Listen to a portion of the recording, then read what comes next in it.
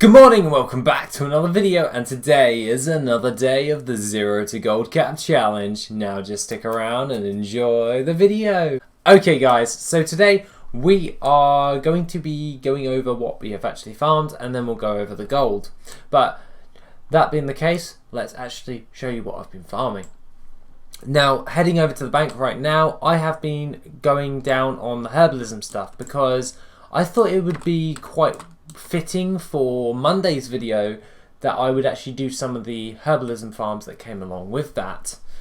So that being the case, I did the Whiptail farm, I also did the Ajara's Veil farm, and I did the Cinder Balloon farm.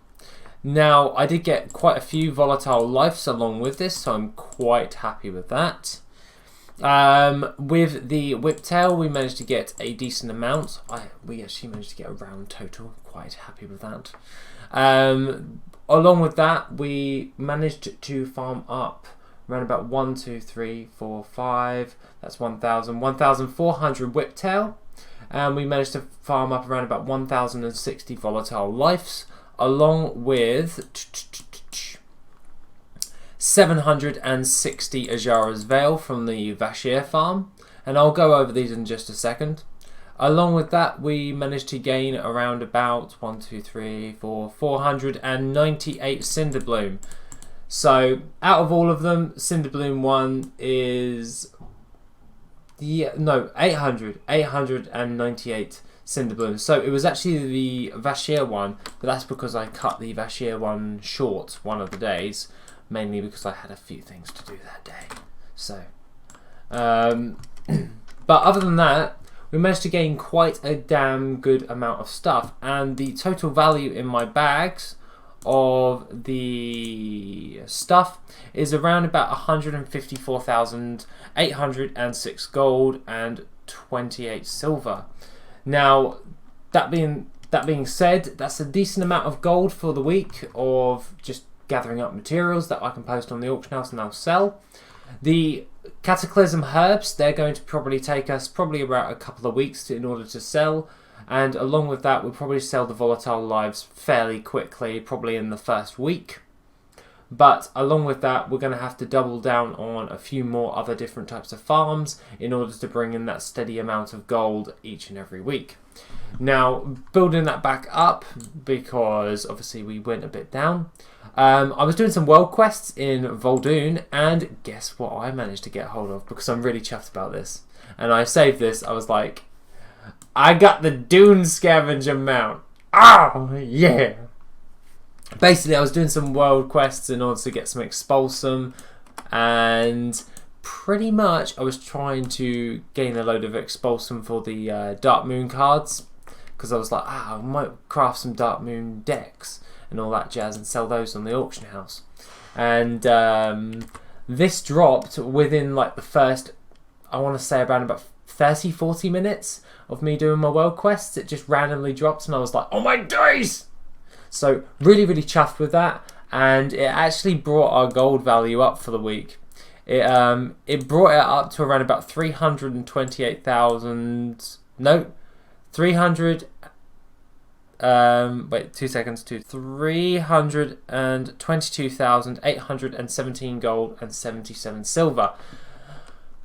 That's pretty damn good, and that was just me doing some world quests in Voldoon, and I'll actually show you guys where I managed to pick it up. Now, obviously, the Dune Scavenger is centralized in the Voldoon area. The best farm for that is the Terrace of the Devoted, is the best farming location for it, but I actually got it all the way over here, which was off some of the packs of mobs all around this little area here, and it just dropped, and I was like, oh my days, oh my days, oh my days. So I completely freaked out, and I was like really happy about that. But moving along to the farming locations for the Whiptail, Cinderbloom and all that jazz. So we'll start off in Mount Hyjal, and the Cinderbloom farm is really easy to understand. I just pretty much go like this. I just go back and forth, all up and down this line right here, and it's really easy to do. And it doesn't take that long to gain quite a decent, fair amount of Cinderbloom. This wasn't just from 1 hour. I just want to bear that in mind, guys. Just want to bear that in mind. That's a couple of hours worth of farming. I did a few hours of each, pretty much. But going back to Kalimdor, we're going to go all the way down to Oldham, and that was the Whiptail farm, which is located all along the banks of the river. So just follow the river all up and down in the Y shape. I usually cut across and pick up a few of the Cinderbloom and then restart the route.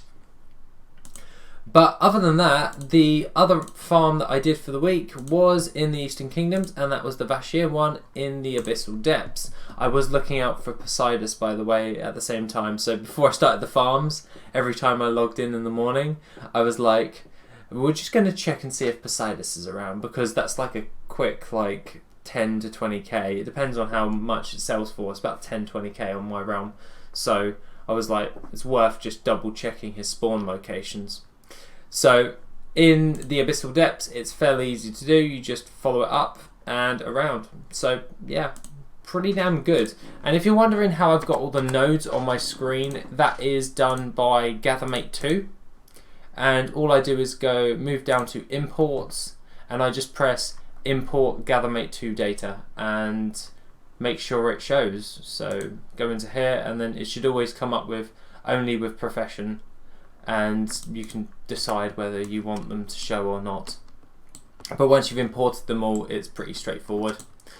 But other than that, that's pretty damn good. But around about 300k's worth in my bags for the week, so I'm probably going to post those on the auction house. But that being the case, guys, let's get into the gold for the week. Okay, so for the first clean out of the week, we have sold around about 149 auctions. So that's 3 times we're going to open the mailbox up, and the first load is around about 38,299, and I just closed the calculator. And the things that are of note that I've actually sold is we sold some Crucible Storms, Vantis Runes. We sold 2 stacks of Roseate Pigments for 3,562 gold. Along with that, we managed to sell 5,896 gold worth of titanium ore. So we sold the titanium ore we farmed last week. Pretty damn happy with that. I thought it was going to take a little bit longer, but you can't really determine how the market's going to play. And then the last thing is we sold our last battered hilt, which was 18,008 gold. We did sell some of those living steels back, but in all honesty, that's not pretty much why the major amount at this moment in time, because it seems like just one's sold. So the main contributor is the titanium ore and the battered hilt that we farmed a long time ago, the battered hilt. So that being the case, let's just pull in all this money, and that was 38,299 gold. I just want to clarify that once again. So pretty damn happy with the first clean out. Hopefully the next clean out will do like better, but yeah, damn. Pretty damn happy with everything. Like at the moment, it's doing quite well. So let's just refresh the mailbox. I'm not hoping for an overly massive amount of gold for this week, but hopefully for next week, once we've got ourselves even more in a better position for gold making, we'll be okay. And the next clean out is 15,035 gold. Now, the things that are of note are the Vantis Runes of the Battle of Zara Law, which are at the moment selling for around about 855 gold. I'm pretty damn happy with that. And we sold all of those living steels for about 900 gold, so I'm used to selling living steel on my Thunderhorn realm, which is my proper main realm that I've always played on since vanilla. And they go for like 3,000 to 5,000 gold on there. And looking at this, it just makes me want to cry when I see that. But we sold all the Fellblight that we got from Doomlord Kazakh when we were farming up those little toys and battle pets from a few weeks back. So pretty damn happy we sold those. It was only for like a gold, but they were just taking up bag space and it was just annoying me. So I just thought I'll get rid of them. So that clean out is 15,000 gold along with 35 gold, if you know what I mean. And the things that are of note are pretty much the Vantis Runes and Living Steels. So it's okay. Hopefully we do a little bit better. I wouldn't mind hitting a bit more gold, if you know what I'm saying. Like do a little bit better. But it'll be okay. I'm not too worried, so to speak. So let's refresh the screen for the last cleanup. Hopefully we can make a tidy amount, and I really do hope so. And for the last cleanout is 12,662 gold. And the things that are of note are the living steels once again, along with Vantis runes, some cuffs, which are aristocratic cuffs. So we sold some braces, so that's pretty damn good. We sold some braces, that's really good. I don't think that's a good thing, by the way, just so you know. Crimson Ink, 1,016 gold, 40 stack, 42 of those. Eternal Shadows we sold for 1,543 gold, along with some River's Heart, which was 1,418 gold, and along with that we managed to sell all the Eternals that we farmed up last week. So that's pretty damn good. I'm pretty happy with all of it. The grand total is around about 65,996 gold.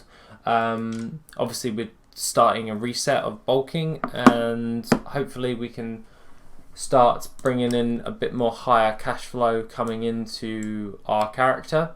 So the thing that I'm going to probably do is do the Eternal flip, and yeah, that's pretty much what we're going to do. So we're going to go over to Dalaran and sort that out in a second, but at the end of the day I'm okay with everything at this moment in time. It's just a case of getting our materials back up to scratch, because obviously we've just been crafting Vantis runes, and obviously 8.2 is due somewhere next month, so hopefully